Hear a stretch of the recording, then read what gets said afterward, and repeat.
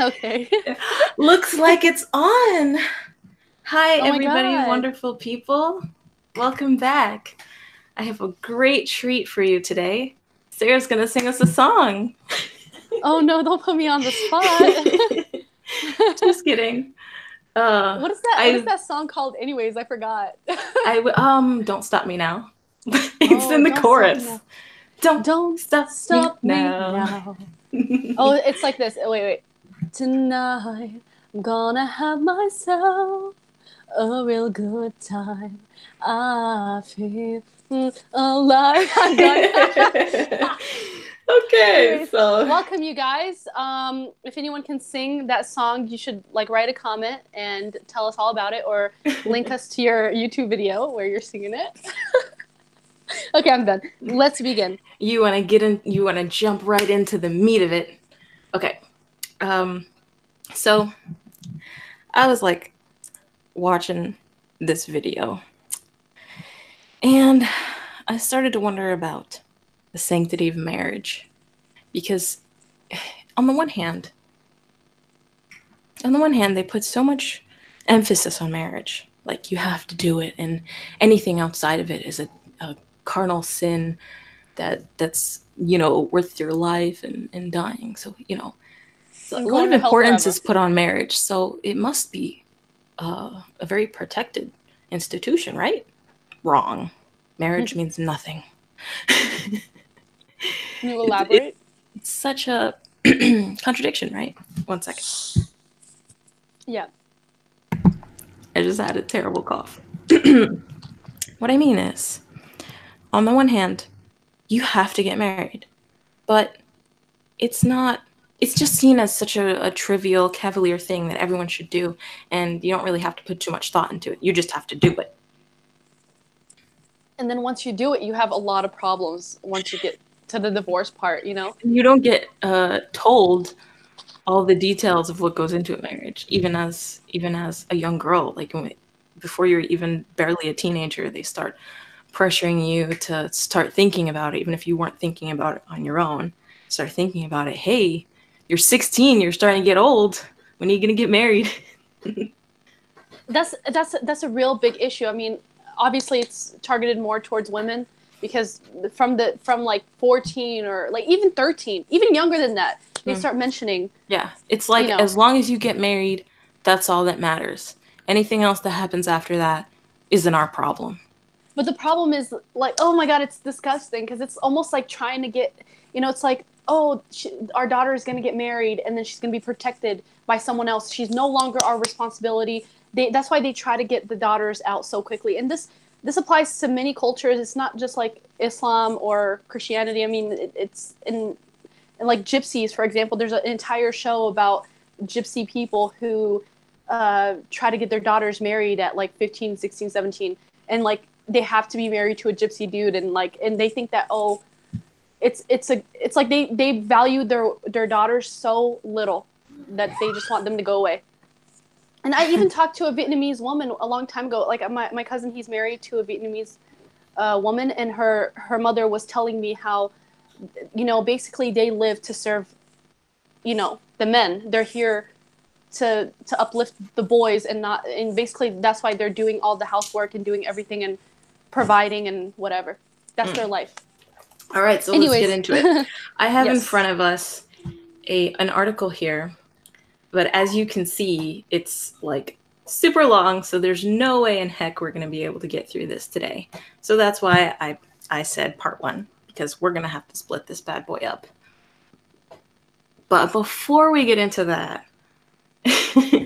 should we watch some of this video? Surely we should. We should definitely do that. Okay, can you see it? You're not going to be able to hear it, but oh yeah, okay, you guys can see it.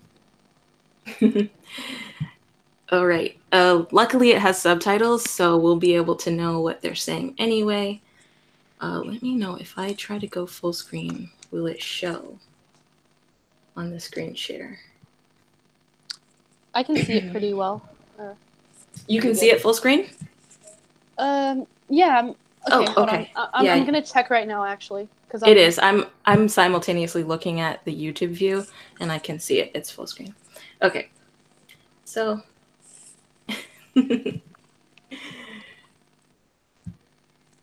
Oh my gosh, how he just jumps in and pokes his scary face in. Oh my goodness.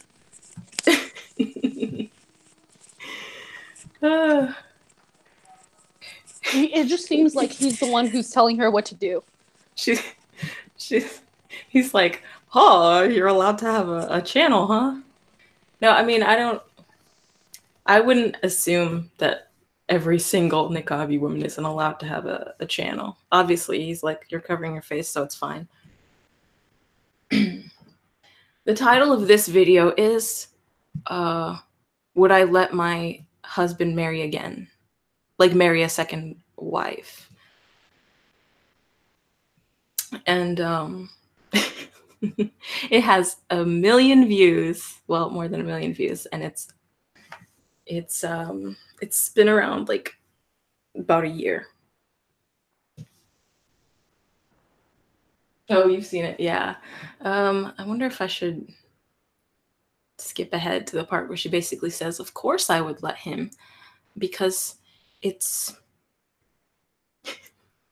I have to. It's not in my place to tell him not to.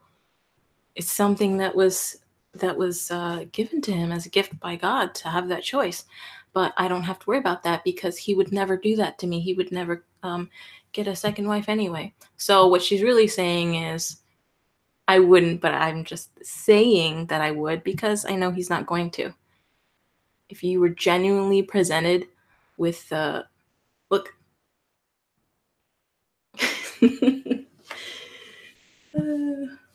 Oh my goodness. If you were genuinely presented with that scenario, no, you wouldn't like it. I'm sorry. You wouldn't.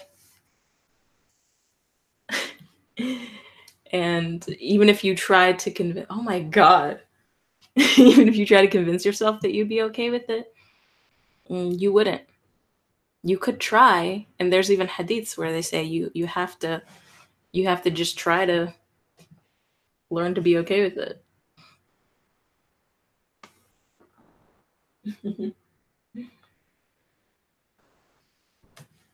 Oh my gosh, she is dilly-dallying so much. Can she get to the point? Ugh. Why? This is terrible. I should have skipped to the part. I noted a few points I wanted to cover. To answer the question, I have no objection in my husband marrying again. The reason being, I deem him to be capable of taking on such a responsibility. Seriously, jokes aside, Allah allowed polygyny with his divine knowledge and wisdom. Hear me out. I do counseling. Generally, I would say polygyny doesn't work for most people. Oh my gosh. Okay. She literally admits that it doesn't work, but Allah, in his divine wisdom, allowed it. So wait, does she know better than Allah? Oh, sorry. She's saying polygyny because polygyny is gender specific. That means a man marrying multiple wives, because polygamy would mean that includes in the definition a woman marrying multiple husbands, and that's so inconceivable that she's not even gonna allow herself to say the word.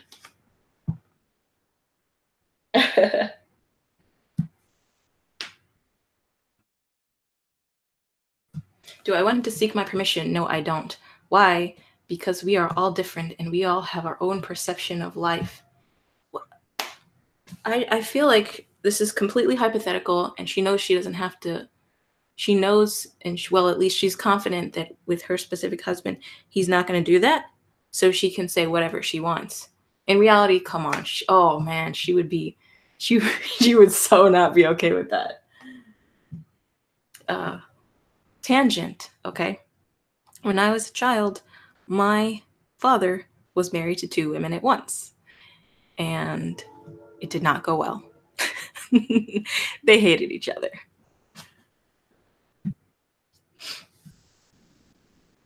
What I don't know can't harm me. Wait a minute. So is she saying it's okay for him to have another house and another wife and kids in a different house if she's not aware of it? Oh, okay, that doesn't count, lady. You can't pull the ignorance is bliss card. Would I feel too jealous? Would I hate my husband, all my co-wives, and so on? No, because I am not at risk of being hurt simply because I am not aware, nor do I want to become aware. This is my personal choice and it works for me, but I'm not telling everyone else to be like me. You know yourself and your partner best. I advise you best. Oh, and those brothers that be like, I can get married to 4 wives. It's my right. Well, yeah, you can. It is your right, but did you know that a woman also has certain rights? Oh my gosh, here we go. Prepare yourself. Okay, I have to brace myself because she's going to say something dumb.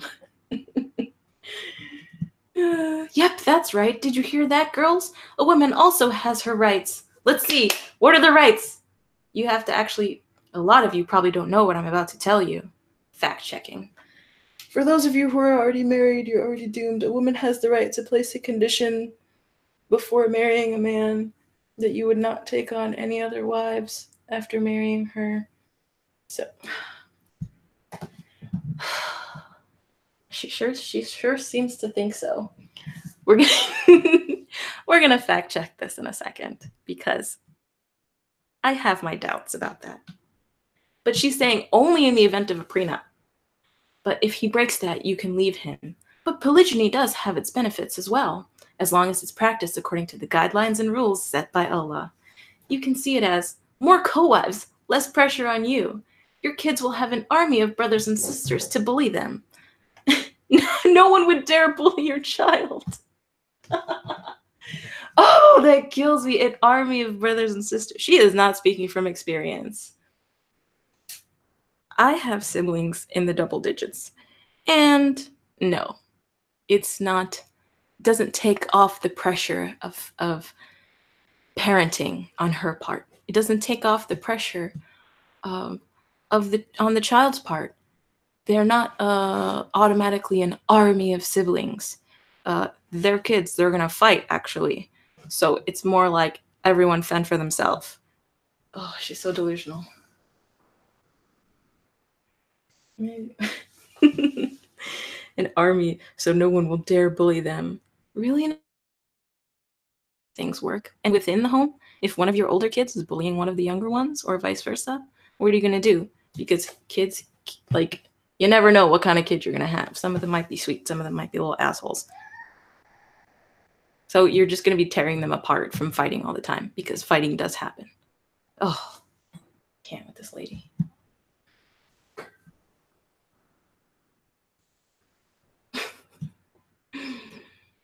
Get back to the point. Okay. Your kids are gonna have an army of brothers and sisters, so no one will dare bother them at school.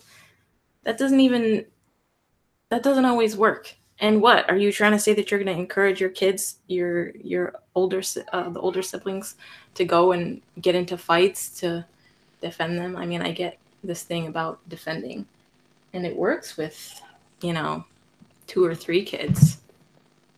But are you trying to have a mafia of children? Look, there's always going to be favoritism. There's no way that the husband is going to like every single wife, and the kids are going to feel like superiority complex, like a superiority complex. Oh yeah, right. I'm the son of the first wife. Yeah, exactly. I am the primo wife, and I'm his firstborn son. I'm better than you. I get to tell you all what to do and what to say. Actually, there's this movie. There's this, like, I think it's the Joy Luck Club. It's like a movie about a bunch of Chinese women's stories, and one of them, there was like this guy who had a ton of wives, and the kids were talking, and they were like, I was only the son of the second wife, so, or the daughter of the fourth wife, so he didn't pay me any mind, and I was of no value. It reminds me of the United Arab Emirates king or whatever. It's how he heartwarming to has, see something dude, he like has that work. 3 daughters named Latifah and like 2 daughters named Miriam. You know what I'm Oh, saying? that's so terrible to have the same name as your sibling. I can't imagine. Oh, that's gotta suck. Yeah, I she already was have a bias against people naming their kid like the same as their parent, like naming your kid, Junior, and it's your same name. Are you that narcissistic? Sarah Jr., come here. Lily Junior. But the thing is, it always happens with boys. Like men are the ones who want that. Like girls or ladies who have children, they don't tend to name their kids after themselves. But The men exception tend to. is Will and Jada. Had Willow and Yeah, Jaden. but they had it was like opposite. Like you know what I mean? The opposite They were gender, yeah. yeah. The jealousy would legit drive your mind insane. You might end up arguing every day, and the kids would definitely get less time, but you know what I find crazy? When the subject of polygyny comes up, people get ready to bash and say Islam is oppressive. A Muslim woman has no voice. And even if a Muslim woman was to say a Muslim woman doesn't have a voice. And actually, what she's doing right now, having a YouTube channel, is considered unacceptable by a lot of sheikhs. So let's just throw that out there. Oh, and what's his name? Dawa Man. It's Dawa Man, right? He's the one who said Muslim women who have YouTube channels. Oh, astaghfirullah, I have heard of brothers who masturbate over the hijabi YouTubers. You see that video? He was devastated. He was like, oh, have you heard about this? That's what he They should just shut themselves in a closet and never come out. He did it. He's projecting. He's projecting. He's the one masturbating. You're like, I know a guy. I have this one friend who did this. She's lying. Seriously. She's suppressed. No, sir, I'm really happy. No, you've been brainwashed. I love how she's so like unaware, and it's ironic. I'd rather my brain be washed than have it dirty. Oh, so you like being brainwashed? So you admit that you're brainwashed. Putting an open relationship, and then I love how she goes on this complete straw man that if you don't agree with polygyny, then you're automatically okay with open relationships, or that you're somehow promoting open, non-exclusive relationships. No, sir, ma'am, habibti. That's a straw man. I couldn't think of the word. I was about to call her habibi. Habibti. Habibti Albi. Yeah, they don't even recognize polygyny as a relationship on Facebook. I can't change my relationship status on Facebook to in a relationship with a man who's married to another woman. It's a downgrade, a rubbish version of polygyny. But if a Muslim, on the other hand, wants to practice polygyny, then they're seen as outdated. Basically, do what makes you happy, but make sure to respect other people's choices and have good. See, look at that. She knows she is not okay with him marrying another woman. She just aggressively pushed his hand down when he was like, I can have 4 wives. Did you see that crap? Yeah, she's not in. It's like she wants to be. She's in denial. Like Yeah. she wants to pretend like openly like, yeah, I'm okay with it because it's divine wisdom. I'm in no place to say I don't agree with that, but she doesn't. Deep down, she doesn't agree with it. This is just sad. Like, look at her like. It's like you can't see her as a person. Like, what I mean is, I do see her as a person, but it's like she doesn't have an identity. She doesn't like. It's like she doesn't have a face. All she has are eyes. Okay. I mean, I've mentioned this before, that as humans, we have a specific part of our brain to recognize faces and use that to identify people. And right now, it's really like she's just a floating pair of eyes. I've always had an issue with them saying that women have to cover their face because women are attractive, whatever. Right, we're done but here. as a straight woman, I find men attractive, and I feel that when they're dressed in their tight pants and they're showing all their muscles or taking off their shirt at the beach, I feel like I'm lusting over them. So, I feel like that it's not fair. But my friend did point out one thing. She told me that she told me that she's married, and she said that her husband isn't allowed to take off his shirt in the beach. because he has a dress code, Islamic dress code that he's Yeah, not allowed they're to show his belly supposed button. to, exactly. They're supposed to follow that, and they don't. They don't They even don't. follow it. They're supposed to wear pants above the ankle, and they don't do that. Yeah, and they're not supposed to wear shorts above the knee or something like that. They're not supposed to show off their man legs. It's just it's stupid because it's obviously for men. You know, everything is for men.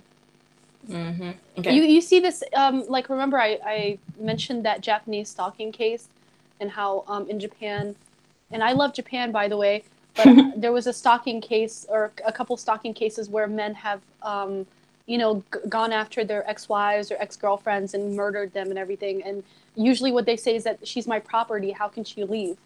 And that's why I feel like Islam, it's like you don't have to be Muslim to have these ideas. It's just sometimes what men think in general, regardless of religion. And I feel that's why I feel it's man Yeah, made. but the problem is that when you have what you believe to be divine backing, like, hey, God Himself, who created the universe, agrees with me. You are my property. Oh, really? Men didn't get to show their nipples until 1939? Fun fact of the day. That's funny. Zachary Knight wears pants above the ankle. Yeah, you're supposed to wear high waters. Well, men are. It's weird, right? Because men are supposed to show their ankles, but women aren't allowed to show their ankles. It's so confusing. I mean, they're allowed to show them. That's what it is. You know, Yeah. anything that's like around their private area shouldn't be shown, I guess. What if you're really tall and you can't find pants long enough to cover your ankles? Oh, and technically, you can actually show your nipples if you wanted. As a man, you can show your nipples. All you have to do is cover your belly button. That's what she said. Like, the belly button is the problem. Yeah. So if you wanted to wear, like, a shirt that the low-cut, stereotypical shirt that shows all your chest hair, and they have, like, the chain, and they're like, this is what Persian guys dress like. I mean, they look like someone from the village. Yeah, I mean, like, you know, Persian guys can be very hot. It's just the hair thing, you know, on their chest. It's fine. Okay. Let's read this. I don't know. It's okay. Translator's note. That's irrelevant. Oh, I don't know. Let's see. We realize the importance of this. Really cool. Wait a minute. Oh, no wonder it's so long. This is the book. Well, it's not that long. It's more like a I don't know, a long ass article, a blog. Okay. We realize the importance of this book in dispelling some of the misconceptions of Islam. Yes, I actually really like this page for dispelling misconceptions and spreading a religion on earth which can solve or allay the adversity. Okay, I'm skipping this crap. Oh, and Beach Price, yeah, like I didn't know that boys had to wear a one piece. I actually like that. I like that idea for boys and girls both to wear one piece bathing suits. At least it would be equal. I don't know. Bring it back. Start a petition. It looks cool. Like, I imagined that it kind of looked kind of cool. Like, I imagined, like, those people who are in the circus, you know, how they had the... Subject of a continual discovery of women, their abilities, and the solace they provide. The case of women and their special place in the order of Allah has been undermined throughout the world, and, might I add, in history. The plight of the fairer sex in the West, where widespread exploitation exists, and in the East, where their value is distortedly depreciated, and sadly, I must admit, in the Arab world, where people do not follow their religion, is indeed tragic. He's saying they don't follow their religion. But yet, later on in the article, we will see that everything that he says that they should be doing is what they do in the Arab world. I love how he said in the West were widespread exploitation. I'm guessing he's talking about pornography and the sex industry. And we all know what countries watch the most porn. Yeah. Islam. The mercy of Allah. Wait, it's kind of small. Can you see it? Should I zoom in? Maybe zoom in a little bit. Let's bring it in. Let's bring it in a lot. Is that better? Yes, I think so. Even though it still seems kind of far away. But, really? Yeah. Oh. All right. Anyway, I don't want it to zoom too much and just be like. Yeah, I get it. Islam is for all of mankind and makes no preference to sex. Men and women have a calling and a place in nature. Neither has a greater value, nor is one of greater importance. Oh, that's so interesting. Both are subject to divine retribution, which is equal for... yeah, divine retribution is equal. Quran expounds upon this in multiple verses. I hope there's no confusion with my use in the terms of God, who is Allah. The other 99 names of Allah. And let's see. I think we can skip the introduction. It may be argued that women constitute half the population. Their influence exceeds their number, since women, for good or ill, influence their husbands and children. For good or bad. Influence their husbands or children. Poet Hafiz Ibrahim struck this note when he described that women as a whole... Okay, let's just skip the nonsense. The woman as a human being. I think he's gonna start talking about Jahiliyyah and... Wait, is it Jahiliyyah? That's what it's called, right? And he's gonna say, female babies were all buried, and Islam stopped that. And that's what we always hear, isn't it?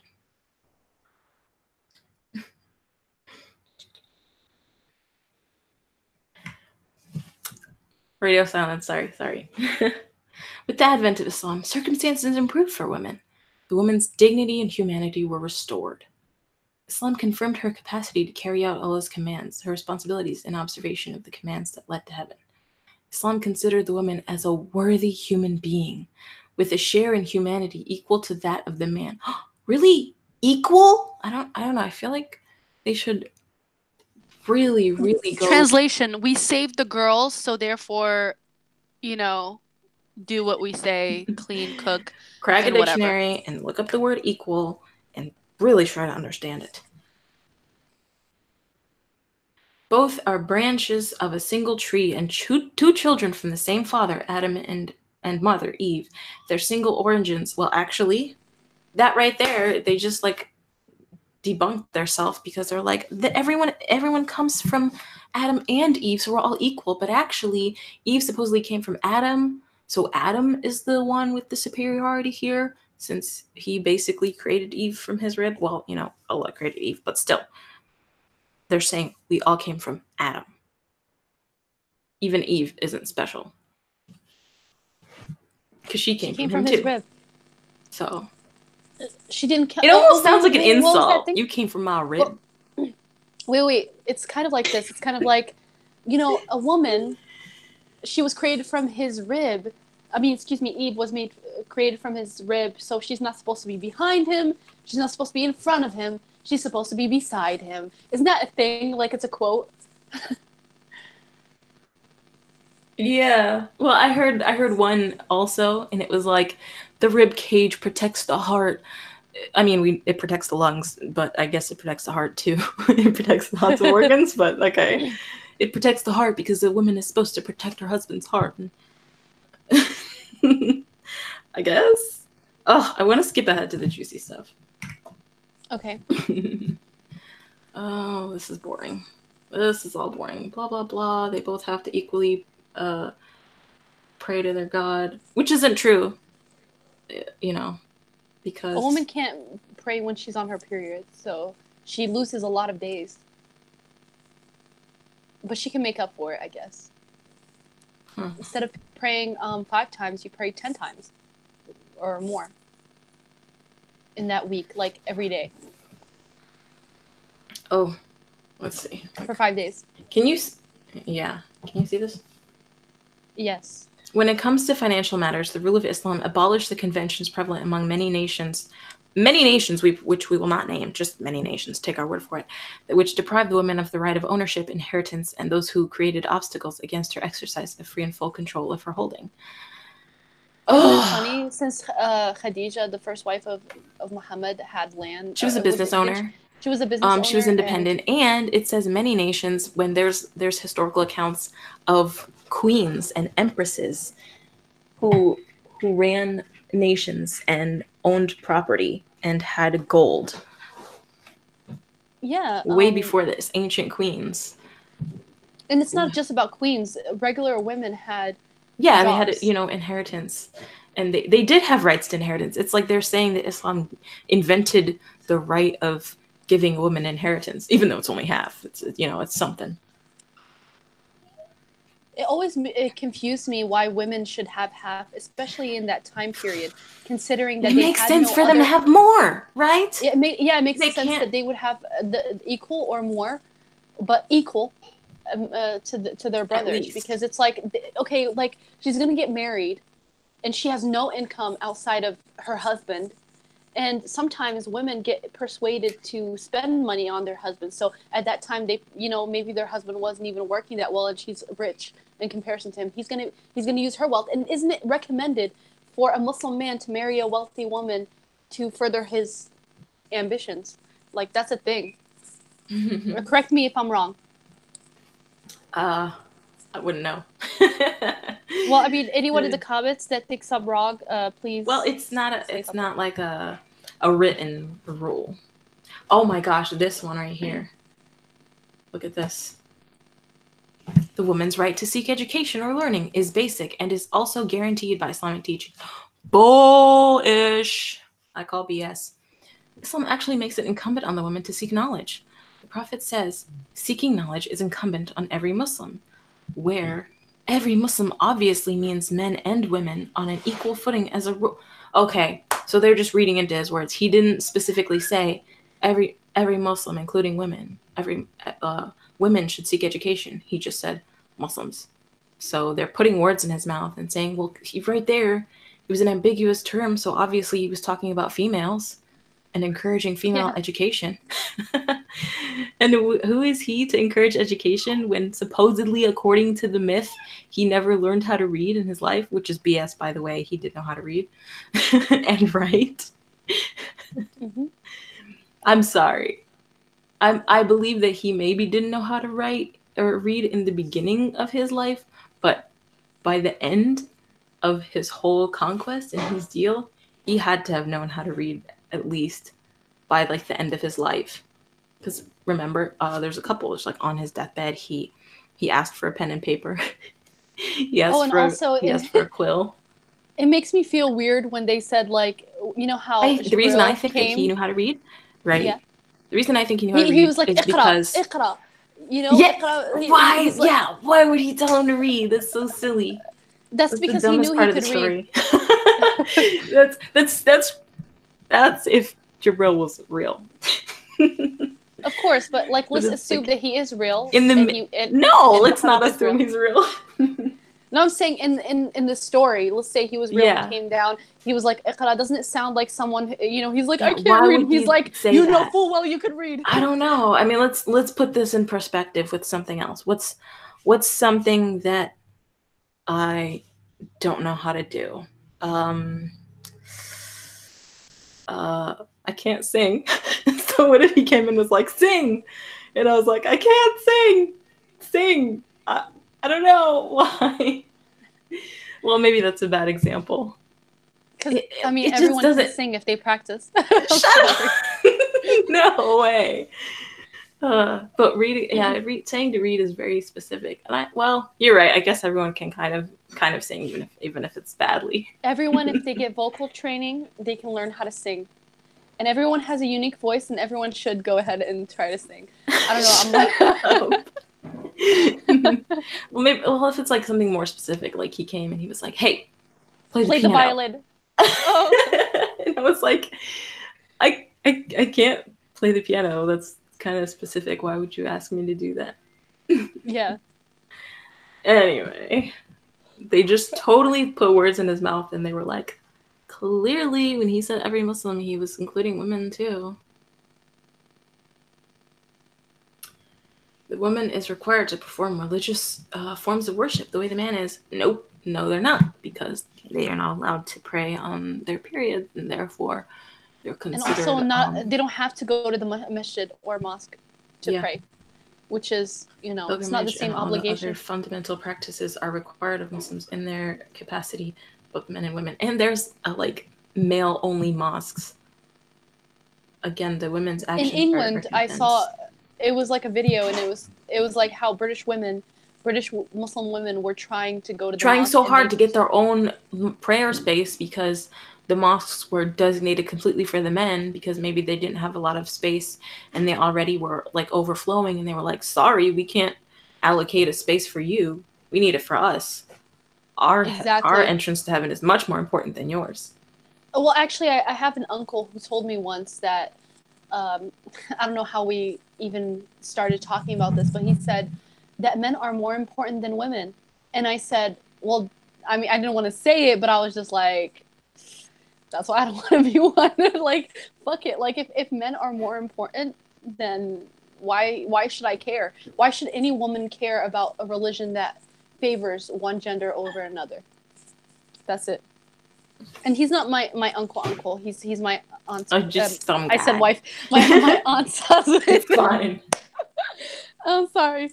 Anyways, go ahead, you guys. Okay. Refuted misconceptions.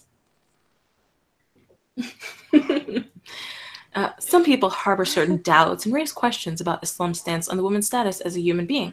Here we tackle the more important points of uncertainty, or even skepticism. One of these questions is, why, if Islam really regards the woman's humanity on an equal basis with that of the man, does it give the man privilege over the female in some dealings, such as legal testimony, inheritance, blood money, charge of the family, heading the state, and other supporting administrations? That's just a tiny little sprinkling. Actually, it's much more than that. They didn't even mention that women have to wear hijab and men don't. There's so many things. Why? Oh, what a great question. I wonder if he's going to answer it. The distinction, if it can ever be called one, between the man and woman is not due to preference by Allah over the man to over the woman. Okay, he just says a bunch of, nonsense, and let's get to the important part. The distinctions, however, are merely conditioned by the different tasks assigned to each of the two sexes by virtue of their natural disposition. And this is when we get into the juicy gender roles that are ingrained in our DNA.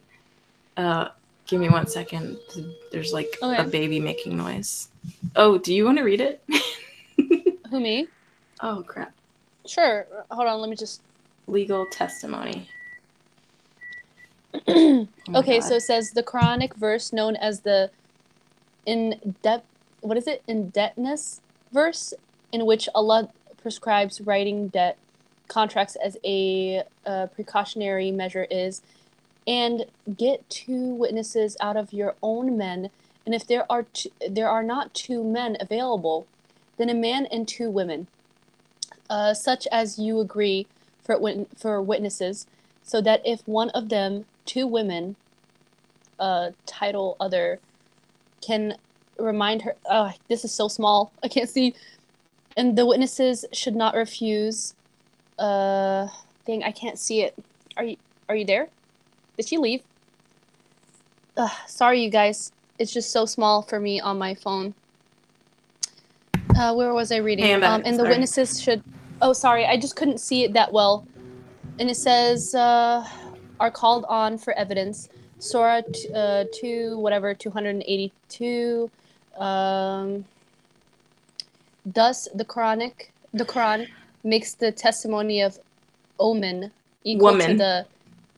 woman? Of one man. Yeah, okay.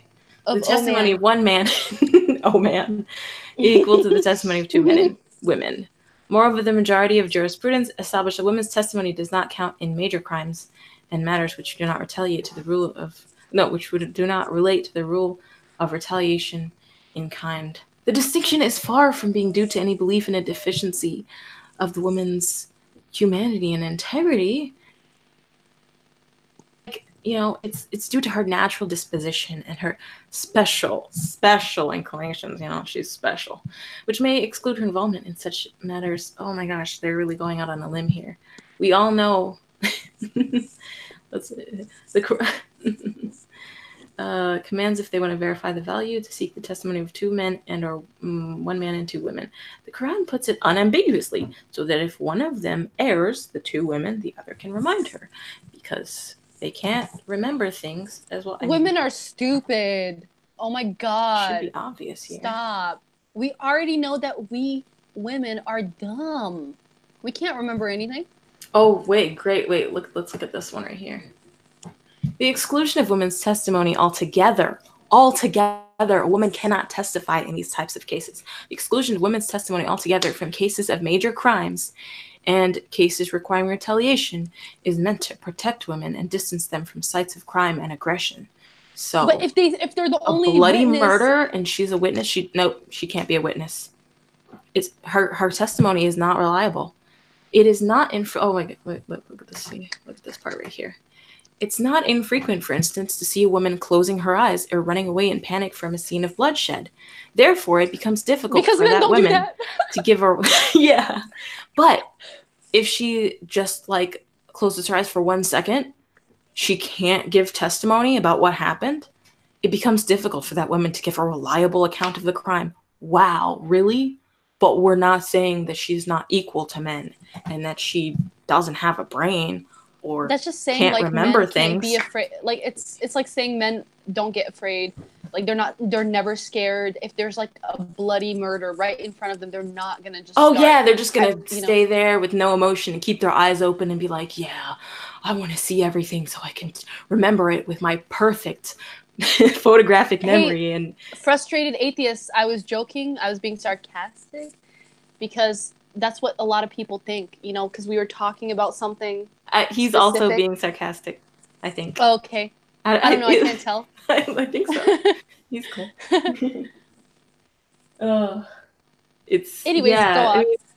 This is on another level. I mean, look how many women see horrific things and they remember them and they can recount the stories with pretty good accuracy, as much accuracy as a man. I mean, this one is wonderful. Never. Oh my God, she makes a good point. The majority of nurses throughout history have been women who see blood. Oh yeah, there's lots of nurses and there's even some female doctors, and they're the ones in the emergency room seeing all these body fluids and gory stuff. And actually, why wouldn't you remember that? You would remember it even more because it's traumatic and it's seared into your brain. Yeah, it's. I think that somebody they told really me want to come up with any excuse. This is a perfect example of apologetics. Come up with any excuse you possibly can to try and justify the rulings, the so-called rulings. Let me see. So anyway, this is our reason why women can't give testimonies. I think it's something to do with the fact that men go out to war and actually cause the bloodshed. It's like they feel like, oh, since we cause it, we can handle it. But women, they don't cause it, but we have to deal with it. Women are the ones traditionally have been cleaning your wounds and sewing them. Sewing. Can you imagine? So how back in the day they used to sew someone's skin back together. When they had a cut. It's like, yeah, we still do that. It's called stitches. I know, but I'm talking about that specifically. Imagine doing that at that time with a needle. Oh, right, with no sterilization equipment, no modern medicine. And a woman had to go through that. And a woman, usually it was the mother or whoever, the sister, who had to learn how to be a medical professional for the family, and she would have to do that. Yeah. All right, so we're moving on to inheritance. You love this one. Why does a woman get less than man if she's equal and she has her rights? Well, they're going to explain to us why she doesn't really get less than a man. Because in the long run, she gets it back from her husband or something. The difference between the man and the woman in their respective shares and inheritance established by Allah's statement. Allah commands you as regards to your children's inheritance, to the male a portion equal to that of two females. Surah 4:11. Clearly due to the difference in the duties and costs that each has to cope with by virtue of the Islamic teachings. Sharia. Sharia. For example, it's so sad. It's so sad that, you know, they feel that women, I don't know, like he's gonna I'm getting use the frustrated. marriage thing as an example of why a woman gets the, you know, where she gets money But she from. doesn't get it. She doesn't get it And the way that she wants because this he's is going to another give her an example of what I allowance. mentioned at the beginning, which is about the sanctity of marriage. The sanctity of marriage is gone when a woman is getting married before she's ready, and she's only doing it because she needs money and she's in a financial problem, and she's like, I know that if I get married, I'm going to get money really quickly. So how is that different than prostitution? It's basically prostitution that you have to live in Because for you gotta like years. basically sell yourself to get that money. That's what a lot of women do in the Islamic world. They market themselves as like holy and great, and they're good in versions. And that's why like the important. parents out in the country, they like, well, not like a specific country, I mean like in the countryside and the really like village places, they will like have a daughter and sell her to a rich guy. Yeah, when she's like 15 or 14 or whatever. It's disgusting. Okay. There's a difference between a girl like she's like 17 years old and she wants to get married. I don't agree with it because I still think she's a child. She shouldn't be allowed to do that. But whatever. There's a difference between her wanting to get married and then finding a guy to get married to, and that's it. And that's yeah, her and business. she doesn't have a choice, or she feels, or if she does it and she feels like she doesn't have any other option, she's like, she's young and she doesn't really want to get married, but she doesn't know any other way to make like the money that she feels she needs. And especially when they have a lot of daughters, this is, oh my God, it's a huge issue when a family has like, I don't know, 6 daughters and like 1 son. And it's like they just want the daughters to be gone already. Like because they tend to not have that much money anyways. And they're thinking, well, my daughter, she's going to go marry some man. He's going to take care of her. She's not going to be our responsibility. So we can have that's extra the real money reason why they don't like it when the daughters like starts getting old by their definition, which is like, you know, 19, 20. Once you hit your 20s, you're old as heck, and you need to hurry up and get married so you can move out. The majority of the girls that I went to I went to an Islamic school, and the majority of them are married now, and they got married way earlier, or some of them were younger than me, some of them were older than me, but like there isn't one left. There isn't one that I can think of that hasn't got married yet. Except one. Okay. Except one. I can I know who you're talking about. Yeah. Okay. So second paragraph. For example, if a man dies leaving a son and daughter, the son gets married and pays the obligatory bridal money to the bride, and as soon as they live together, he has to provide and pay for her living expenses. Oh, he has to basically support her.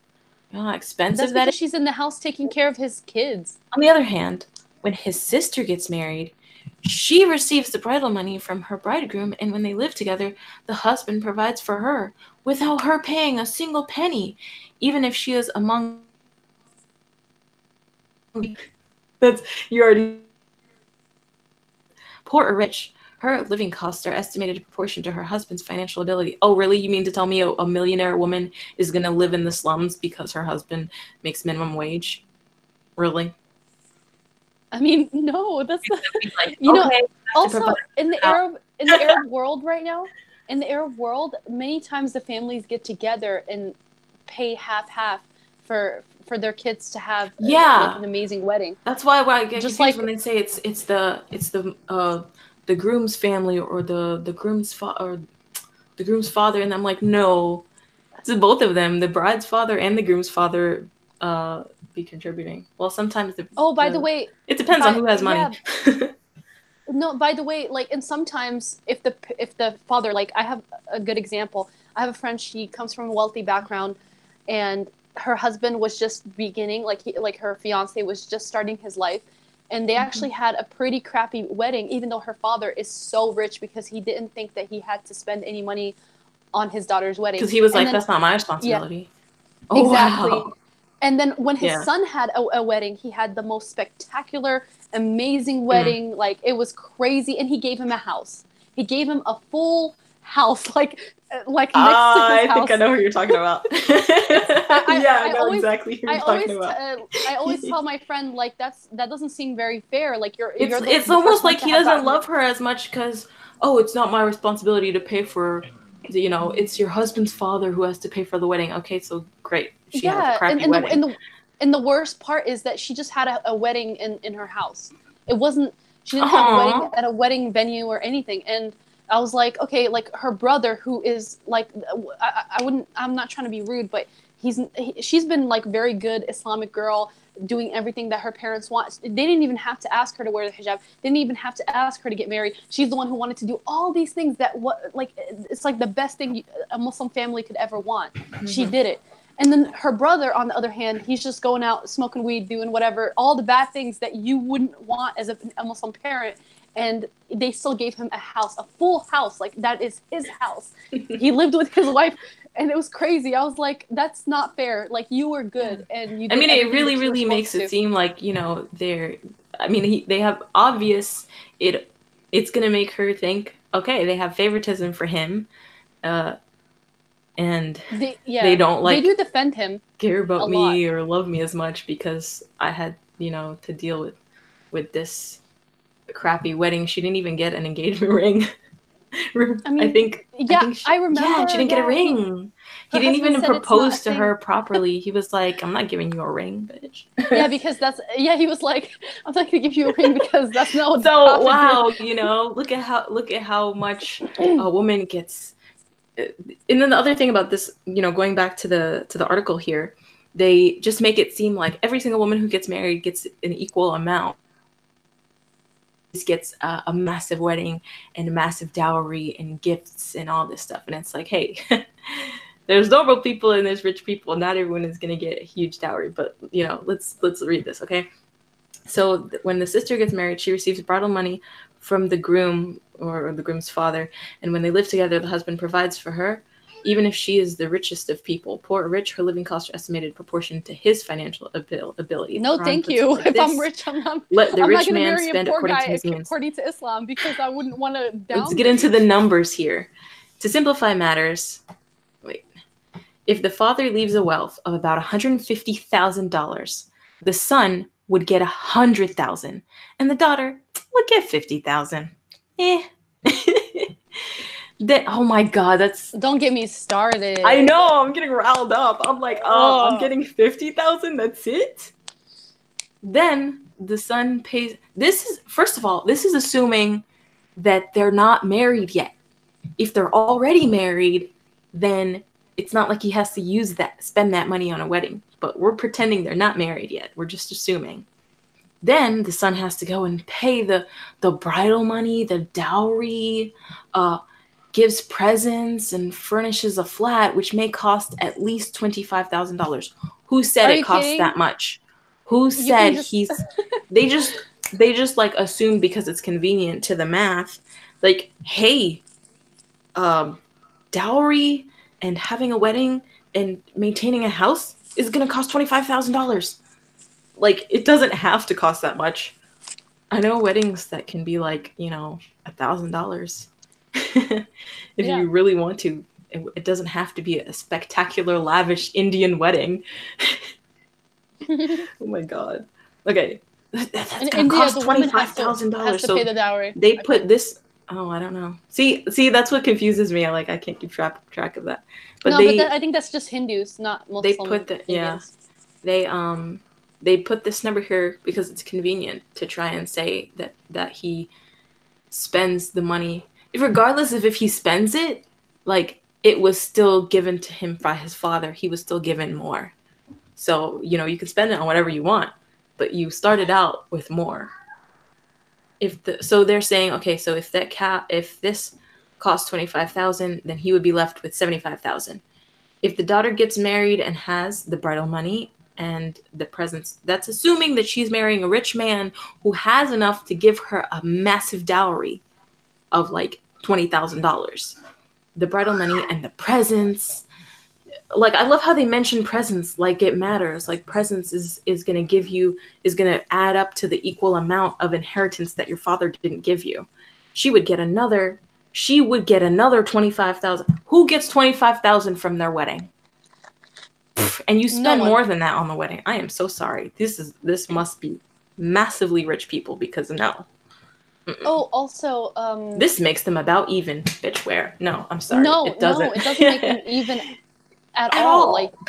and This also, how assumes come the that woman everyone doesn't gets have the to? same amount from their dowry. Some Yo, women get, $500 from their dowry. Some women get, thousands. yeah. And I was gonna point out something. Why is it that women aren't allowed to spend money on what they want? Because presents doesn't equal them having money to buy what they want. Yeah. Because they could get a shitty present. It's like, oh, But you got me all this expensive stuff that, oh, a top of the line washer and dryer and a refrigerator and stuff. I mean, that could add up to thousands of dollars. You got a $3,000 yeah, refrigerator and a couple thousand on the washer and dryer and maybe a $5,000 like restaurant because grade the oven and woman is the only stove. one that's gonna That's use it what you ever. want.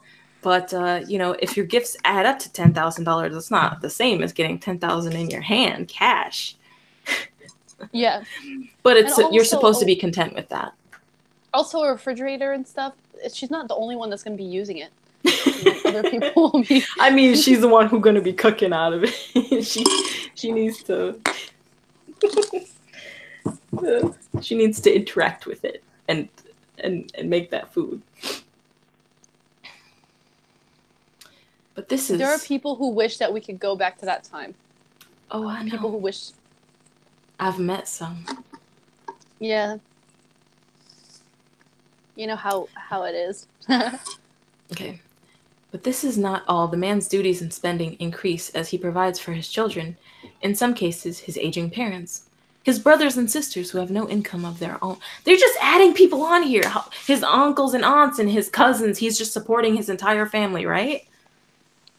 For no reason. I'm gonna say something that's a little bit personal and specific to my family, but the women in my family are the ones who tend to be successful, and it was actually the men in my family that weren't. Oh, I know. And my mom is the one who had to help her brothers financially. I mean, she helped them do so much, and they still ended up not doing much, but it's still like she spent so much of her money because her mother guilted her into spending the majority of her time just I mean, because my mom was a banker at some point and she was making a lot of money and she just had to whatever. But you get what I'm saying, right? Like they act like the men or the brother is the one that's going to have to take care of, but really it's the kid. We have already hit the 1 hour mark already. Yeah, that's amazing. Oh, it's fine. I wasn't really planning on ending it in an hour, but maybe we can go for another 30 minutes or so. Okay. All Go right. ahead, speak. So basically, the man is providing for all of his family members, his brothers and sisters who have no income of their own. Wait a minute. Stop, pause, rewind. What do you mean, brothers and sisters? Why does he What have happened to to their inheritance? I thought we just finished using an example where there was one brother and one sister and a father died. Now he's just having other random brothers and sisters coming out of the woodwork who didn't get any part of the inheritance. You know why? Because they came from different mothers, and they're bringing up these random people because it's convenient. Oh, we forgot about he has to support this person and that person. So of course he needs to have all the money because he's the only one supporting everyone.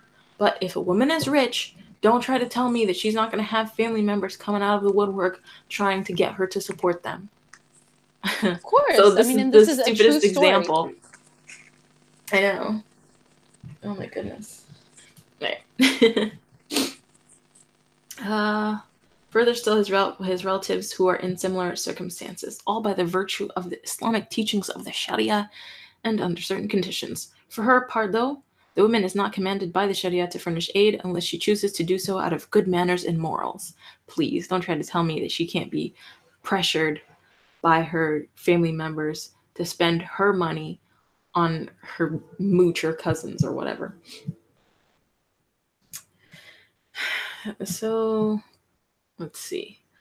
Is the distinction absolute? Sometimes the woman's share is equal to the man. For instance, when two parents inherit from their children, the Quran says that for parents, a sixth share of inheritance to each if the deceased left children.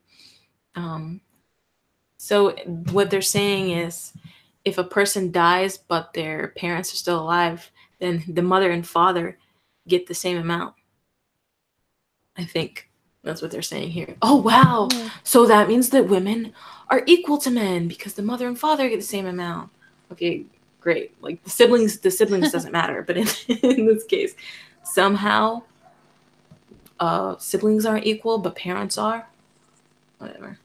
And then they start going into the different scenarios, and they completely ignore the fact that there's the major math error in the Quran about fractions.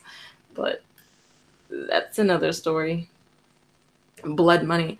I don't even want to read this crap. That sounds like some mafia shit. The females are not equal. Okay, basically.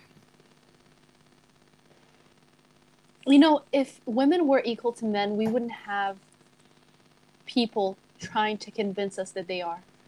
It would just be a given, and we would just feel it. Yeah. Right? Wait, what are you talking about? I'm saying that if men and women were truly equal, then we wouldn't have sheikhs trying to explain hadiths and Quranic verses to convince us that they are when they're really not. You get what I'm saying? If they like according to the teachings, exactly. Yeah, like if it was obvious and there was no doubt and it didn't seem like there was a huge gap in rights, then they wouldn't be like, hey, you guys, here's an entire article about how you guys have so much rights. Yeah. And the most condemning evidence of all is that if there was the promotion of equality in the Quran, then Islamic countries and Muslim majority countries, Arab countries, that would reflect in the society.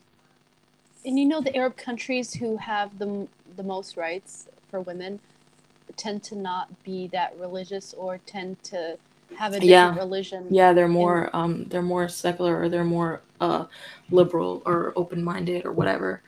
Yeah, because like for example, Turkey, I don't know if it's still the same, but I know that Christianity influenced it a lot because it's not just a Muslim country, even though it's a Muslim majority, but like the people were or are more free than say, I don't know, Saudi Arabia, and that's because they're not as strict with religion as those countries.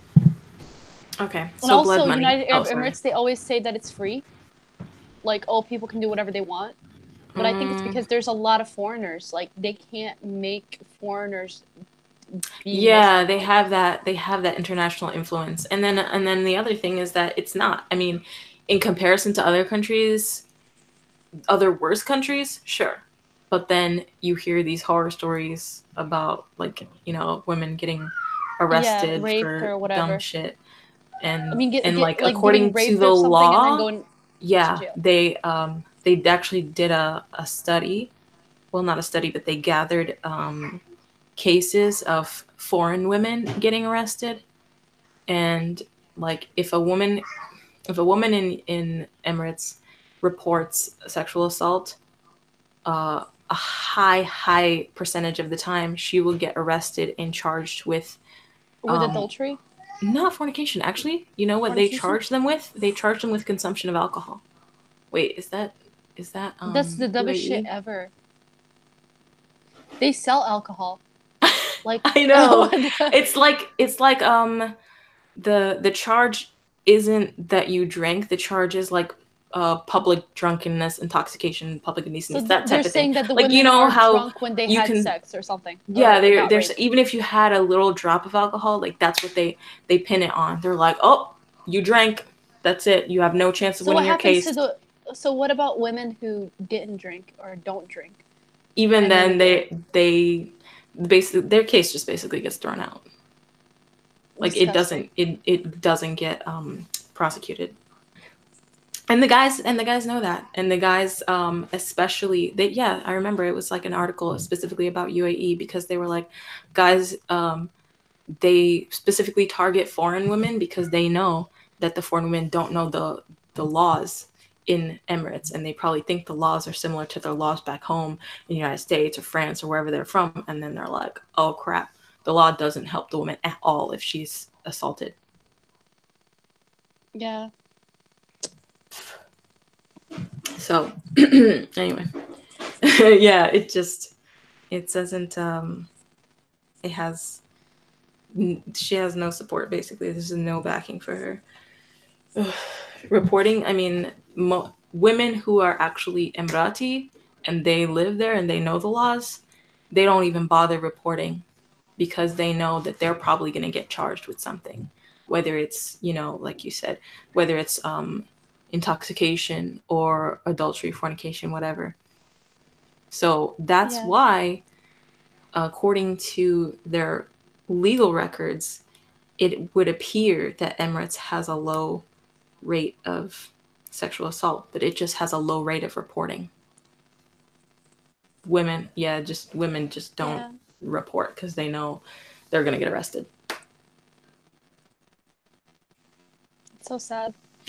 Yeah. In the United Okay. States, though, like it can happen. Yeah, What it I mean happens is everywhere. It's that, just like, yeah, you know, that's why, I mean, there's rapists everywhere, but that's why it's so important for the law it's to be on the side of the person and not like, oh, automatically on the side of the person who reports it, but the person who reports it and obviously has clear can show proof. evidence and can prove that this happened, or at least they do a proper investigation. Because I'm sorry, like when stuff happens and it gets reported immediately, we have the technology now that there's tons of evidence and we can You know, clearly. they say, you know what they say? They say, well, somebody told me, they were like, oh, well, let's say that a woman had consensual sex with a man, and then she accused him of rape. Like, just, you know, she just wanted to have sex with him, and then she was like, you know. But I feel There's like, still okay, well, evidence. if it was a true rape case, yeah, Hmm. if it was a true rape case, then there would be like a lot of aggression, and And not it always, but wouldn't be there a is normal, there you they know. do there is a way to conduct an investigation and prove whether it was consensual or not. I feel like she Sometimes, would be not more always, but bruised. sometimes yes, she will have bruising.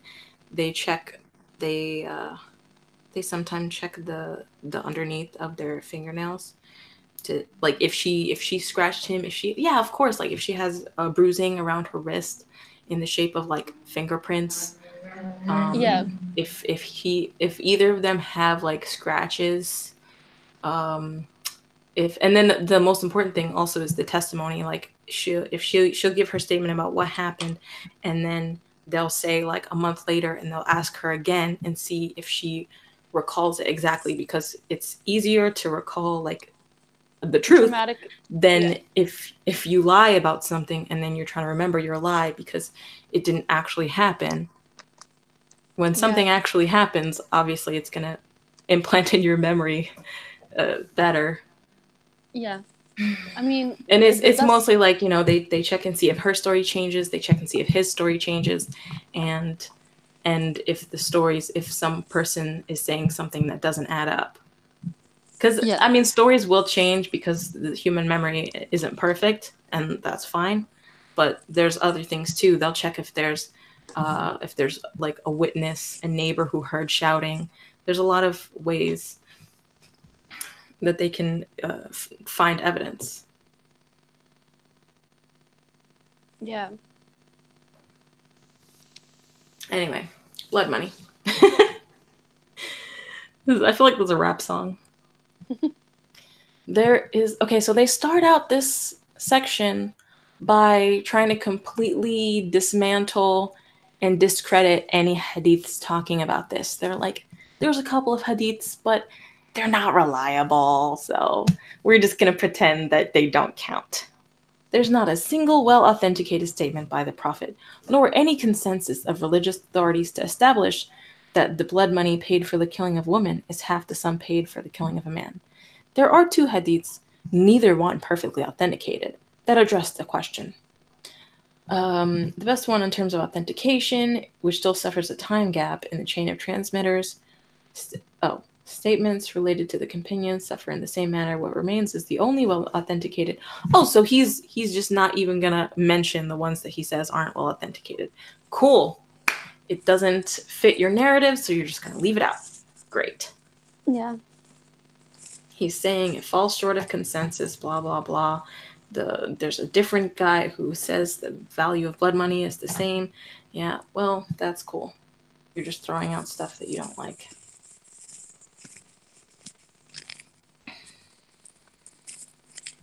Actually, I'm not trying to read about this blood money stuff. Ooh. Oh, seriously?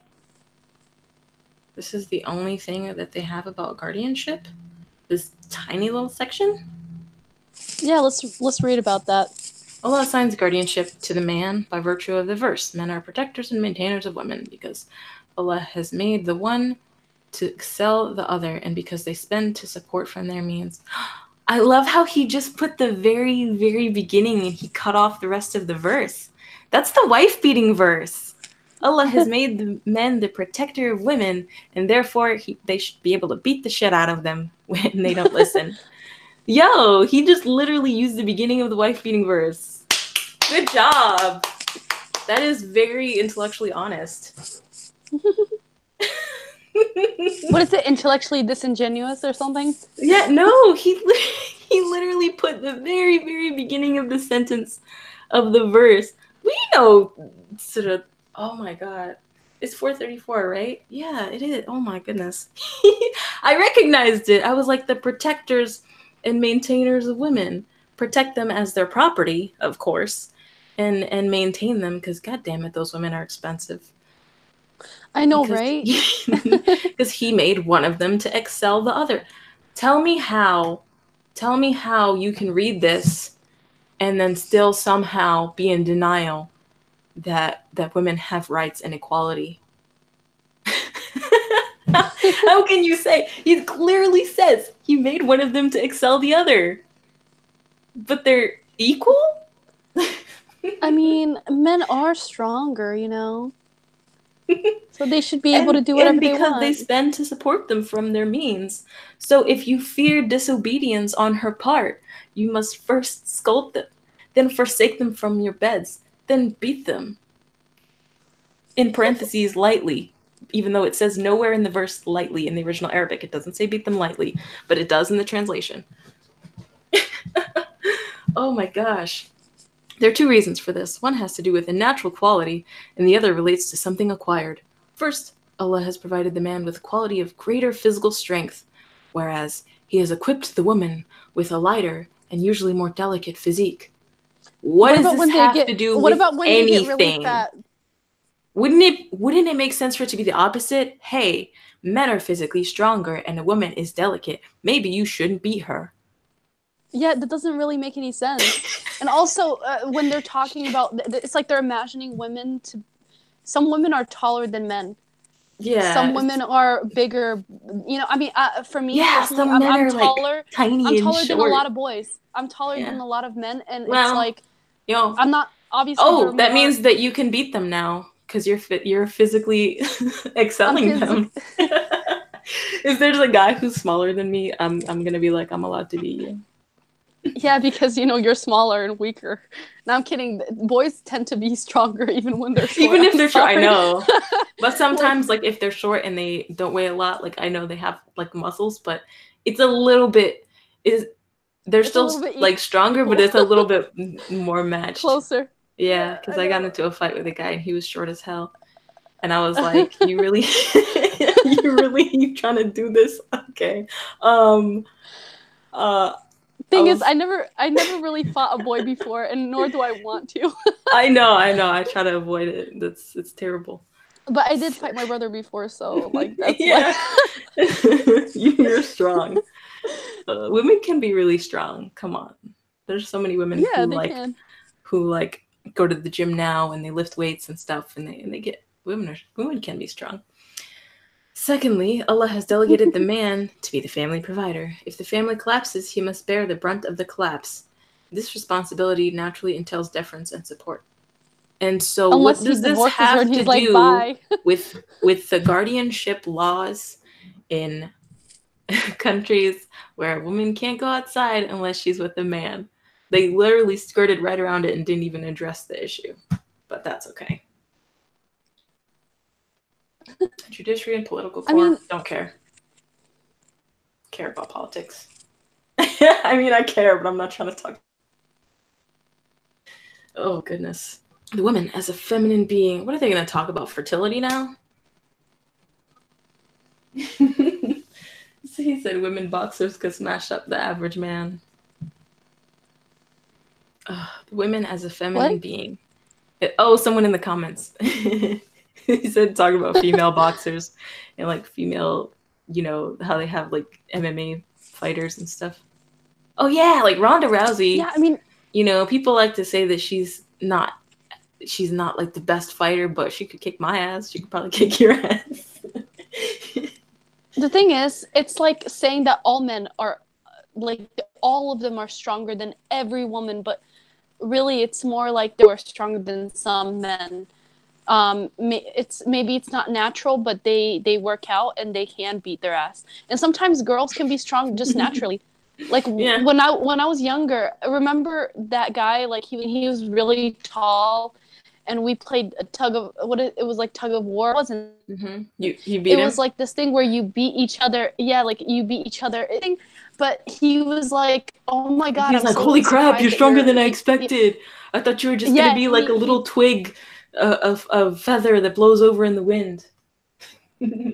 Yeah, and a lot of guys underestimate me because they just naturally think that, stronger. But then when, like, for example, you know how like they play these games and they'll be like, Here, let's punch me, find out. or Oh my god, I hate you know how that. they say punch me and stuff. I will punch you, and you're not gonna like They it. want an excuse. They're like, "You punch me and I'll punch you and we'll see how strong you are." Blah blah blah. Don't try me. Okay. Somebody said, who wrote the article? It's by Sheikh Yusuf Al-Qaradawi. There. Radawi? I'm trying to get back to Where's he from? Oh my god, it's not working. I don't know. Is it frozen? What the heck? Oh no! Oh, I have to scroll all the way down. I don't know why it's not working. Okay, here we go. The woman as a feminine being. I love this part. I really do. This is like what made me want to do the video. Like I was reading up to the point and I was like, whatever. And then, well, you'll see. Mm-hmm. Islam, I was already laughing. Islam has always appreciated the femininity of the woman and regarded her as playing a role integral to that of the man. And similarly, regarded the man as playing a role integral to that of the woman. Okay, so we understand that you're trying to say that they each have a role. Great, we get it. Neither is a foe, adversary, or competitor to the other. Yeah, because it's no competition. Men win. Of course. Neither each is a help to the other in attaining the relative perfection of his or her person. Allah's ordering of the universe. Oh, wait. Check this out. Check this out. Watch this massive stretch. Do you remember the ending scene of Space Jam? Where Michael Jordan, he had to become like a cartoon and he grabbed the ball and he went to do the slam dunk from across the court and his arms stretched like 20 feet across. Yeah. Okay. I think it's like a stretch like that. You're gonna Oh my god. Meme. Insert meme here. Yeah. Oh yeah, that's so cool. I should do that. I should do a Giphy of him and then be like, that's a stretch. Okay. Allah's ordering of the universe makes binary existence one of its characteristics. Oh, the SJW is about to get triggered. Non-binary. This principle manifested in the presence of male and female in the animate world of man, beast, and plant. And the presence... Okay, they're completely ignoring the existence of asexual creatures, but okay. The presence that's the thing. and positive in the inanimate world with its phenomena of magnetism, electricity, and others. Even in the atom, there are positive and negative charges. That is, the proton and the electron.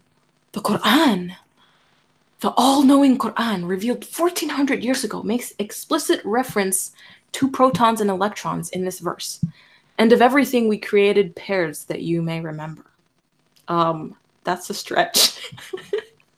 Oh, Look, can I you're literally, can I say like, trying to something? say that this verse You know, this this is proton. this is too strict. What I mean is, like, I'm not even talking about the LGBT community.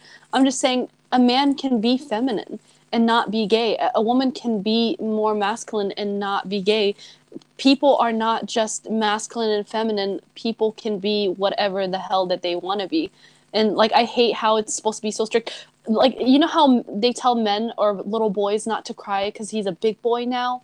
And it's like, that's not really fair. You're denying him something that he naturally feels because you're equating it to femininity and, you know, being a girl. And did you notice another thing, when they talk about anything negative, like that a boy does, they equate it to femininity. Yeah, But you're when acting some like when a a girl. girl, yeah, you're You're acting like a girl or whatever. acting And then it's, if they want to praise a girl, they'll say, "Oh, you throw like a boy," or "You do this like a boy," and it's always showing. This isn't just a Muslim thing. This is like a universal thing of like yeah, this masculine is is a good general. and feminine is you don't want to be feminine. That's why people get so angry at gay men. They don't get as angry with like lesbians as they do with gay men because gay men are doing things that are traditionally feminine and people look down upon that. Like, how dare you like even do something like a I feel like girl? they That's don't gross. mind when a girl is still feminine but has a different orientation. But Yeah. they get weird when she, wants to dress like a guy or look like a guy. Well, not, what we consider to Yeah, be but like it's not to a the guy. same degree as like it's not the same Yeah, but they don't want level to of attack her aggression. necessarily. Yeah, no, I Yeah. agree.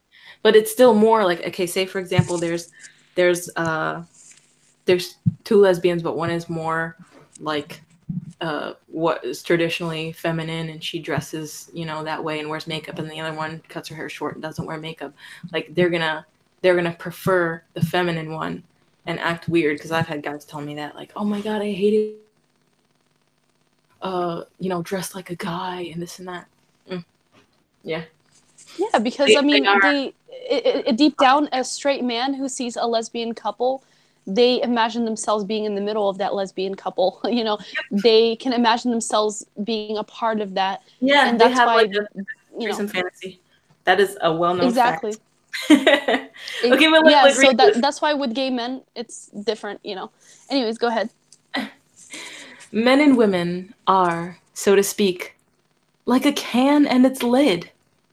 A unity that comprises the thing and its counterpart. One does not exist without the other. I mean, have you ever heard of a can existing without a lid?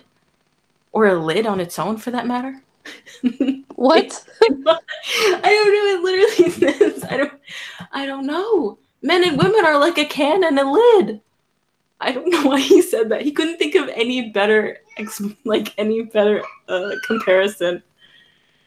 A Oh my. can and a lid. Yeah. I don't know. Like, when I read this, I just started bursting out laughing because I was like, "Is he really?" You couldn't think of anything else. Uh, That's wait. so Which one is the sad. man and which one is the woman? Is the woman the lid? Um, the woman is the lid because she keeps the man together. You know what I mean? This doesn't make sense. He's a man with his rib. He's a can with his lid. Rap master. Oh. God, I can't. When Allah, when Allah created the first human soul, Adam, he also created from it its counterpart Eve. It would have been so much better if he created Eve separately from her own self and gave her individuality. But no, he took Adam's bone marrow, he took his tissue, his genetic material, his DNA, and made her from it. And I said this before, she's his daughter. Or his Yeah, clone. Or she's she's his like, clone. you take the tissue and you put it in the test tube and you grow an organ from it, and doesn't have this, it would have this, it would have his same DNA, just a female version. That's so Oh my god. interesting. It's so interesting. You know what I mean? Interesting. I don't know why I'm saying that. I need to stop. So he created Adam and made his counterpart Eve so that he would settle and find peace with her. The Almighty did not leave Adam alone, not even self-sufficient enough in heaven. Allah's discourse, whether in the form of prohibition or command, was addressed to both of them. Dwell you and your wife in the paradise. It wasn't addressed to both of them. He literally said you and your wife. He's talking about her. She's standing right there. He couldn't address them both. Yeah. Hey, Adam and Eve. He's like, no, talking directly to Adam, and he says you and your wife. It just went right over his head. The cognitive dissonance is too strong. He addressed to both of them, dwell you and your wife. He's talking about her right in front of her face, and she's standing right there. But he's not addressing her. That's why she went and got that apple, because she was like, you know what? God don't care about me. Fuck this. Address to both of them. I can't. Address to both of them. Dwell you and your wife in the paradise, and both of you freely with pleasure and delight of things therein, as wherever you will. But come not near this tree, or you both will be of the Zalimun.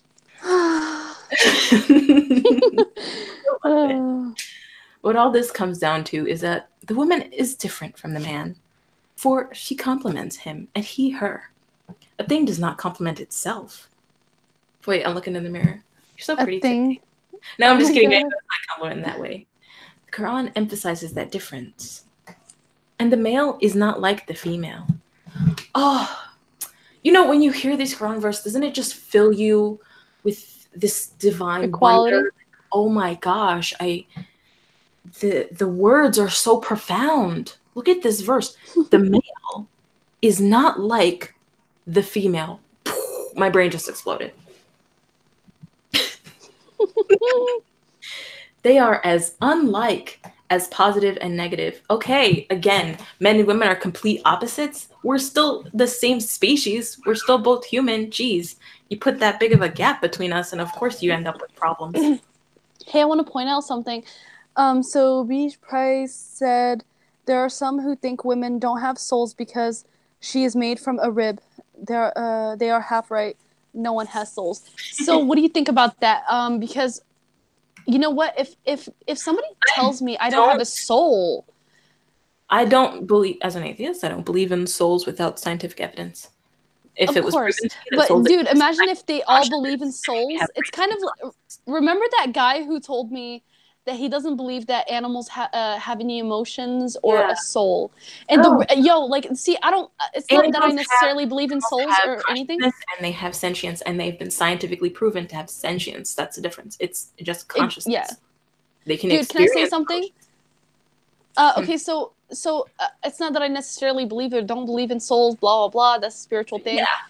But when I feel like when people say someone doesn't have a soul or something that, like, you know, like an animal doesn't have a soul or a woman doesn't have a soul, it's to justify them, or really? No, it's to justify the way that they're gonna treat, or you know, they want to have a reason why they're going to treat someone so poorly or an animal so poorly, because people who say that animals don't have souls or don't have emotions, they abuse animals, they like cut off their tail or something, you know, people like that. Those are the people, because they just see them as this like empty shell. It's like, oh, you know, can they feel pain? Ask dumb questions like, can an animal feel pain? Of course it does. I accidentally stepped on my little kitty, little tail, and then I felt so bad, and it was like meow. And then when I kick out my cat out of the room because I don't want it to bother me, it like when it comes back, when I open the door and it comes back and it like snuggles next to my neck and stuff. Okay. I'm done. Gonna finish this paragraph here. Okay, so the male is not like the female. So 336, they are as unlike as positive and negative. So good. We don't need you. I'm kidding. Species. We have nothing in common. You will never understand the opposite sex because you're just too different. Yet the difference does not mean that they are adversaries in any sense. They arise from each other and are for each other. You are from one another. Surah 425. And And Allah has given you wives of your own kind for that just means to give you wives from your own species. Why is he trying I to? think no, because I think it's racist. I think they're saying like wives from your own tribe. racial background. Ew, Yeah. that's even worse. Yeah, it's like stay to your kind. That's Giving what you Islam wives from your promotes. own kind. Anyway, I think we're gonna put a pin in it right here. I'm gonna bookmark the page. How do I turn off the screen share? All right. I think that's enough. We've been here for like an hour and a half. And I thank you all for joining us on this adventure. I guess we can look over the rest of, or continue for a part 2 and look over the rest of the article. Any thoughts, opinions, ideas, comments? Once the video posts up, you can comment. You can continue to comment. Thank everyone for joining us for this trip into the mind of a Muslim man, a sheikh who insists that women in Islam have rights. And he didn't use the word equality, right? I sure hope. No, he did. He tried to say that they were equal in the eyes of the Lord, and yet pointed out all the ways in which they were not equal. Thank you all for joining us. Any last words? Sing us out. Who, me? Okay. Tonight I'm gonna have myself a real good time. I feel alive and the world. Bye. Okay, bye. Wait.